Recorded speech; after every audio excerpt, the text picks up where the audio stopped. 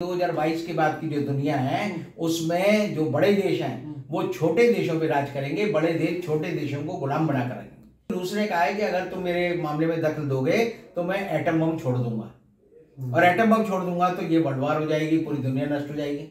जैसे हमारे यहाँ बहुत सारे लोग कहते हैं कि जब रूस जो है यूक्रेन पे हमला कर सकता है तो हम पाकिस्तान पे हमला करके कब्जा कर लें। कोई दूसरा देश कहेगा कि आप जो है छोटे देश पे कब्जा कर लो, तो चीन को लगेगा कि मैं ताइवान पे कब्जा कर लूं। दुनिया में एक तरह से जिसे हम कहते हैं न्याय की लड़ाई, न्याय की बात वो खत्म हो गई है। आज के दिन की दुनिया जो है जिसे हम कहते हैं कि सर्वाइवल ऑफ द फिटेस्ट, कि जिस आदमी में ताकत होगी वो जिंदा रहेगा। कोई आदमी बड़ा नहीं बनना चाहता, महान नहीं बनना चाहता, वो कहता है नंबर 1 होना चाहिए। गुंडागर्दी है तो नंबर 1, तस्कर हूं तो नंबर 1, बेईमान हूं तो नंबर 1, ताकतवर हूं तो नंबर 1, हीरो हूं तो नंबर 1। तो पुतिन चाहता है कि मैं नंबर 1 बनूं। नमस्कार दोस्तों, हिंद वॉइस में आपका स्वागत है। मैं हूं राम, हमारे साथ हैं एडवोकेट रणवीर कुमार जी। आप लोग अच्छी तरह से जानते हैं और आप लोग कमेंट करते हैं तो हम लोग जवाब भी देते हैं। बहुत सारे लोगों की शिकायत है रणवीर जी का नंबर दे दीजिए, लेकिन इस तरह सार्वजनिक तौर पर तो नंबर नहीं देंगे, लेकिन आपका मैसेज पहुँच जाता है। आप लोग लिख सकते हैं, मेल कर सकते हैं, फेसबुक पर हमें मैसेज छोड़ सकते हैं। बात करते हैं यूक्रेन के ताज़ा अपडेट को लेकर, क्योंकि यूक्रेन को लेकर बहुत सारे देश आपस में बढ़ गए थे। बहुत सारे देश आपस में बढ़ गए हैं, कोई कुछ बोल ही नहीं रहा है।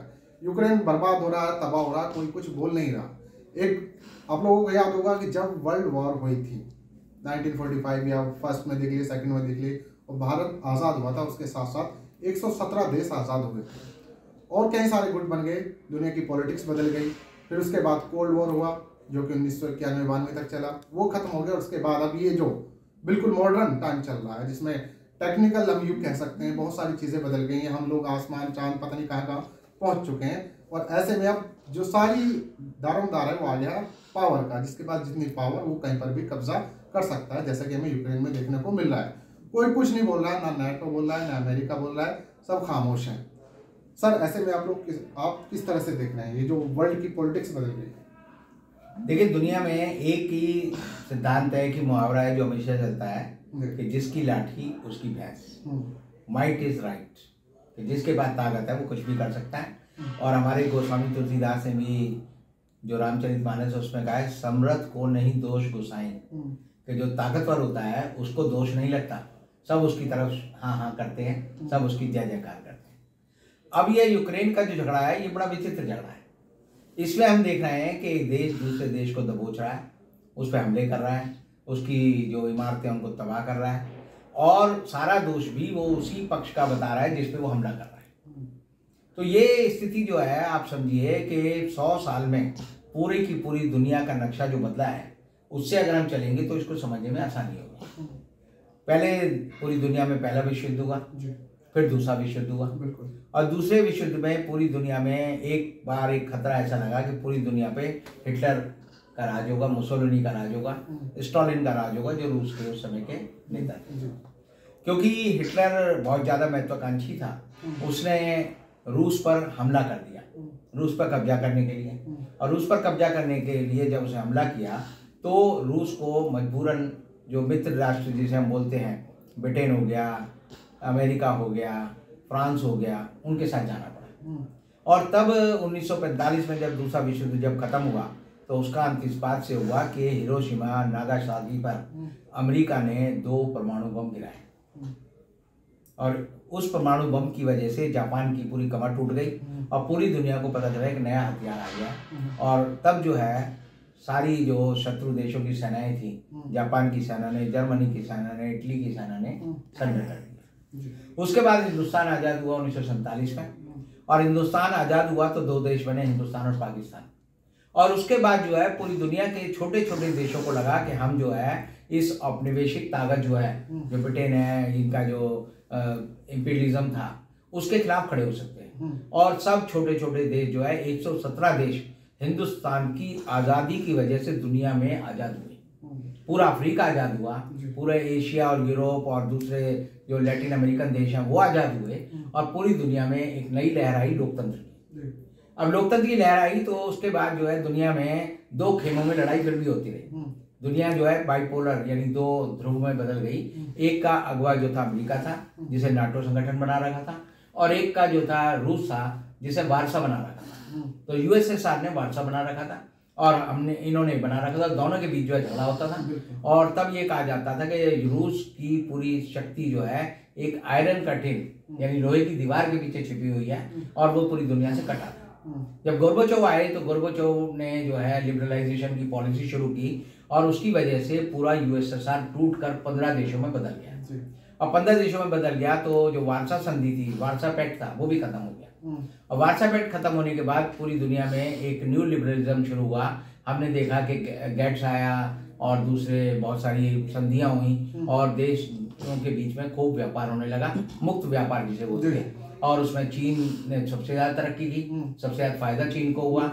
रूस ने भी उसमें तरक्की की और बहुत सारी चीजें जो लोगों को सुलभ नहीं थी, जैसे आप देखेंगे आज के दिन जो मोबाइल है वो बच्चों के हाथ में है, आईफोन की पहुंच है लोगों तक। दुनिया में क्रांति आई, दुनिया में एविएशन बढ़ गया, टूरिज्म बढ़ गया, दुनिया लोग कहने लगे एक छोटा सा देश, पूरी दुनिया जो है गांव में बदल गई। यही कहते थे हम ग्लोबल विलेज। लेकिन अभी जो हमला हुआ, इस हमले से लोगों को पहले तो ये यकीन ही नहीं हो पा रहा था कि कोई देश दूसरे देश पर इस तरह आसानी से कब्जा कर सकता है।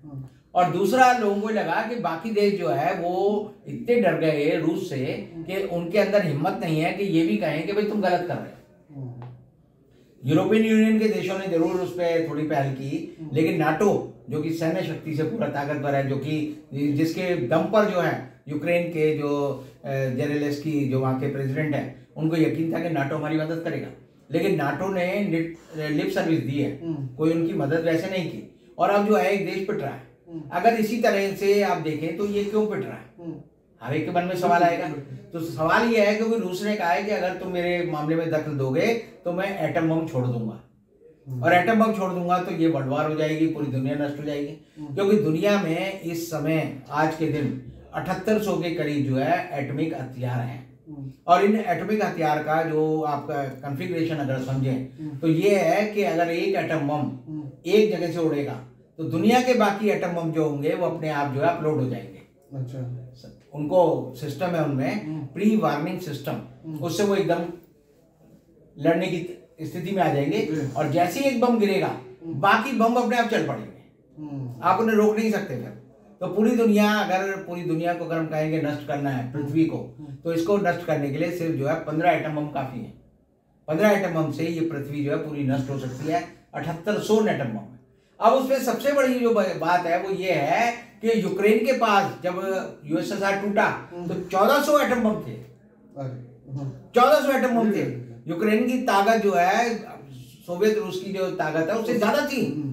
तो तब उसको पूरे दुनिया के पश्चिम देशों ने समझाया, अमेरिका ने समझाया कि तुम डिसआर्मामेंट करो, अपने सारे के सारे जो परमाणु हथियार हैं उनको विखंडित कर दो। और उसने सारे अपने हथियार विखंडित कर दिए। आज वो बिना हथियार का हो गया, और बिना हथियार का हो गया तो वो एक तरह से निहत्था हो गया, और निहत्थे के ऊपर जो है रूस टूट पड़ा। और इसलिए ये जो लड़ाई है वो ये बताती है कि 2022 के बाद की जो दुनिया है उसमें जो बड़े देश हैं वो छोटे देशों पे राज करेंगे, बड़े देश छोटे देशों को गुलाम बना कर रखेंगे। हालत क्या है आज के दिन, जैसे हमारे यहाँ बहुत सारे लोग कहते हैं कि जब रूस जो है यूक्रेन पे हमला कर सकता है तो हम पाकिस्तान पे हमला करके कब्जा कर लें। कोई दूसरा देश कहेगा कि आप जो है छोटे देश पे कब्जा कर लो, तो चीन को लगेगा कि मैं ताइवान पे कब्जा कर लूं। तो आज के दिन जो है पूरी दुनिया में सबसे कमजोर आदमी वो है जिसके पास हथियार नहीं है। तो जैसे आप देखेंगे गांव में छोटी जगह पे भी लोग क्या ही समझाते हैं, क्या समझाते हैं, भाई ये फलाने लोग गुंडागर्दी कर रहे हैं, तुम भी एक छुरी रख लो, तुम भी एक रिवॉल्वर या पिस्टल का लाइसेंस ले लो। कैंपेन चल रहा है सर, चल रहा है ना, सरकार कुछ चलाती है, कई बार नेता चलाते हैं। तो वही कैंपेन अब दुनिया में चल रहा है। और दुनिया में एक तरह से जिसे हम कहते हैं न्याय की लड़ाई, न्याय की बात वो खत्म हो गई है। आज के दिन की दुनिया जो है जिसे हम कहते हैं कि सर्वाइवल ऑफ द फिटेस्ट, कि जिस आदमी में ताकत होगी वो जिंदा रहेगा, जिसमें कमजोर होगा वो दूसरा उस पर सवाल। अच्छा, जब इतना सब कुछ ठीक चल रहा है, टूरिस्ट इधर से जा रहे हैं, देश दुनिया इधर से घूम रहे हैं, देश पैसा भी कमा रहे हैं, लोग मतलब उस जगह पर जाकर घूमते हैं, खाने को पीने को कुछ नहीं है, वो भी टूरिस्ट पैलेस बन गए हैं जहाँ लोग खुद रहना पसंद नहीं करते। फिर ऐसी क्या मजबूरी है कि सत्ता दिखाए, पैसा तो आ ही रहा है। ऐसा है, पुतिन जो है ना वो उनको उसके अंदर में एक हीरो बनने की छवि बनने की एक लालसा है। अच्छा।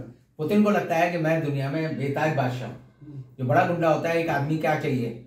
लियो टॉल्स्टॉय ने एक कहानी लिखी है कि how much land a man need, एक आदमी को कितनी जगह की जरूरत है। तो उसने कहा एक आदमी को 6 फीट जगह की जरूरत है। जहाँ वो कब्र बनेगी और वो सो जाएगा। हिंदू धर्म में मानते हैं कि उसकी भी जरूरत नहीं है, क्योंकि वो जाएगा शमशान घाट में और उसकी राख जो है वो गंगा में बह जाएगी। तब भी आदमी के मन में एक इच्छा होती है कि मैं इतिहास में अपना नाम अमर करूं। बड़े बड़े लोग जब महल बनवाते हैं, मंदिर बनवाते हैं, इवन मंदिर में सीढ़ी भी बनवाएगा तो लिखवा देगा फलाने ने फलाने के लिए बनवाई, गुदवा देता है ना। तो आदमी चाहता है मरने के बाद लोग मेरी प्रशंसा करें और मेरे को पूजें। और एक दूसरी चीज होती है आदमी के अंदर कि दुनिया में नंबर 1 बनने की चाह। ये दुनिया में अब कोई आदमी बड़ा नहीं बनना चाहता, महान नहीं बनना चाहता, वो कहता है नंबर 1 होना चाहिए। गुंडागर्दी है तो नंबर 1, तस्कर हूं तो नंबर 1, बेईमान हूं तो नंबर 1, ताकतवर हूं तो नंबर 1, हीरो हूं तो नंबर 1। तो पुतिन चाहता है कि मैं नंबर 1 बनूं, लेकिन पुतिन की जो ये इच्छा है ये एक फैंटेसी है। क्योंकि फैंटेसी इसलिए है क्योंकि जीवन पूरी माया है। आप कुछ भी कर लें, अल्टीमेटली आपका एक दिन अंत होना है। और हर तानाशाह के बारे में आप देखेंगे कि उसका अंत जो है अच्छा अंत नहीं होता। हिटलर को अपने को गोली मारनी पड़ी, मुसोलिनी को जब लोगों ने फांसी पे लटका दिया उल्टा तो उसके मुंह में पेशाब कर दिया। ऐसे आपने देखा होगा कि और तानाशाहों के साथ भी यही हुआ। तो हर तानाशाह की अंतिम जो कब्रगाह है वो बड़ी दोजख वाली होती है, नरक वाली होती है।